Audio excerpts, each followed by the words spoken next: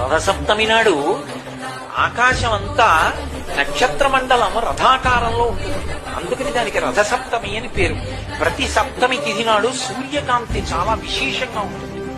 అటువంటి సప్తమి తిథి నాడు రథసప్తమి వచ్చినప్పుడు ఆ జిల్లేడాకులు రేగుపళ్ళు తల మీద పెట్టుకుని నమస్కారం చేసి సూర్యుడికి స్నానం చేస్తారు. ఎందుకు అంటే సూర్యబింబంలో ఉండేటటువంటి ప్రాణశక్తిని పుచ్చుకుని జిల్లేడాకు ఇక్కడ ఉండేటటువంటి గోరువెచ్చటి ఆ బ్రహ్మస్థానము నుండి ఆ లోపలికి ప్రసారం చేస్తుంది. దానివల్ల ఎదర వచ్చేటటువంటి విశేషమైనటువంటి వేడిని తట్టుకోవడానికి కావలసిన శక్తి వస్తుంది. రేగుపండుకి ఓ లక్షణం ఉంది, పీడ తీస్తుంది.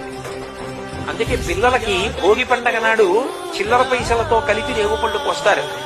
సబ్స్క్రైబ్ చేసుకోవచ్చు కదా.